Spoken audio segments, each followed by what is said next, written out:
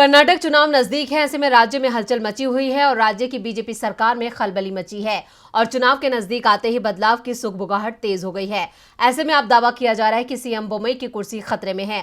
आखिर क्या है कर्नाटक को लेकर बीजेपी का प्लान और क्यों किए जा रहे हैं ऐसे दावे, देखते हैं इस रिपोर्ट में। अगले कुछ महीनों में कर्नाटक विधानसभा चुनाव की तारीख का ऐलान हो जाएगा, जिसने राज्य की सत्ताधारी बीजेपी की टेंशन बढ़ा दी है और अब बीजेपी के अंदर उथल पुथल मच गई है, क्योंकि एंटी इनकम्बेंसी के चलते राज्य में बीजेपी की हालत कमजोर है।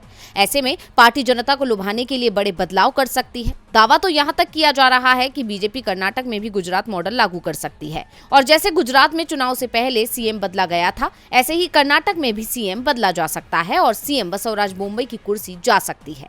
ऐसा इसलिए क्योंकि सीएम बोम्मई के खिलाफ राज्य की मुख्य विपक्षी पार्टी कांग्रेस ने मोर्चा खोला हुआ है। इतना ही नहीं, पिछले दिनों कांग्रेस ने पे सीएम के पोस्टर भी निकाले थे। इसके साथ ही हिजाब विवाद के चलते भी राज्य की बोम्मई सरकार घिरी हुई है।